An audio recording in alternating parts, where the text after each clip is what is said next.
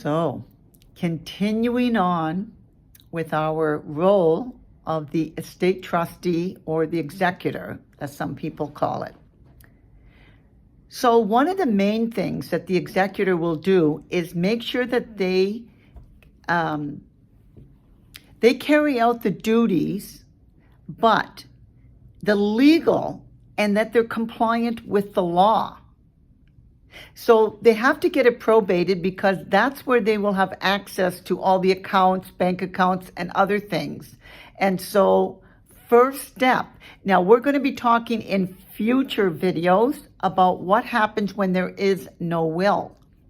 But assuming that there is a will, assuming that the estate trustee has already been appointed, assuming that they already have accepted that they will wind up the estate, the first step that they're going to do is go and get the will probated. They'll pay that fee and they'll get to start the process.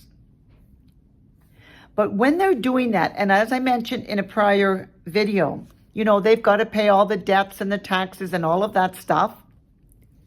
They have to make sure that they do all of these things in the right order before they start distributing the actual estate to the beneficiaries. And the beneficiaries, in some cases, can be a little bit aggressive in wanting their share, but you have to kind of hold the ground and say, absolutely not until certain things happen.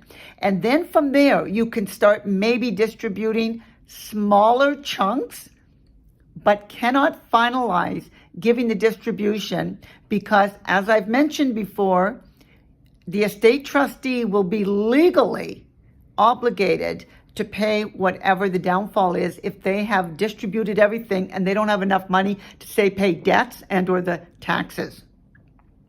But in the meantime, the executor is the one who's managing everything so that it's in the best interest of the beneficiaries, making sure it's according to the will and according to the wishes in the will.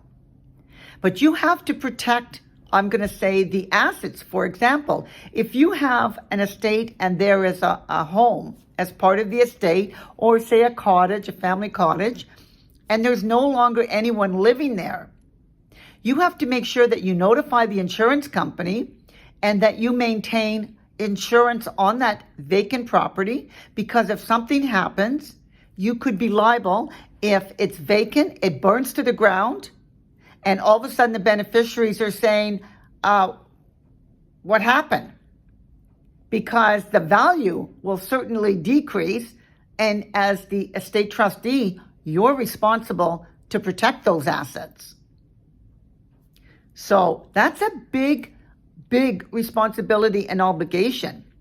You have to make sure also that while you're doing all of these things, you're maintaining very, very detailed and accurate records for the estate, because you may have to show that to the court, or you may have to show that to the beneficiaries to make sure that everything that you've spent, everything that you've done for the estate has all been documented in great detail. Of course, when you're distributing the assets, you have to make sure it's according to the will, not what you think would be more appropriate. So keep that in mind, because you're responsible to all the beneficiaries equally to make sure that each person is getting what they're entitled based on the wishes.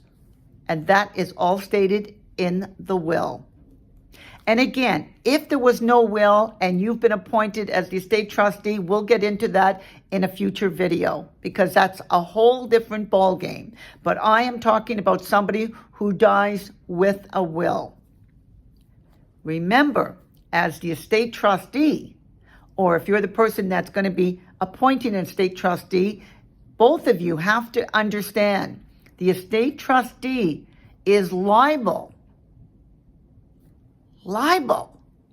possibly, for paying things out of their own pocket if they've done things and made mistakes, I think even now you can buy insurances that will cover in case you've made mistakes when you're winding up an estate. It might be worth considering purchasing that, because really, it's a huge, huge undertaking to be an executor or an estate trustee, and you want to make sure you're well prepared, and of course, that financially you're not spending out of your own pocket.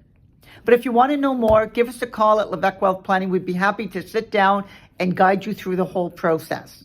Again, not as legal experts, but as experienced experts, and then you can go to the lawyer, because you may have to call on a lawyer and or an accountant / financial advisor, somebody to help you along the way. But tune in to the next video, where again, we're going to get into more detail on your responsibilities as an executor or / estate trustee, as it's called in Ontario. I'm Linda Levesque of Levesque Wealth Planning of IA Private Wealth, saying, you asked, we answered. And I just want to apologize. I know these videos are longer than 2 minutes, but it takes a little bit more explaining so that you get the gist of what I'm trying to talk to you about. Okay? See you soon.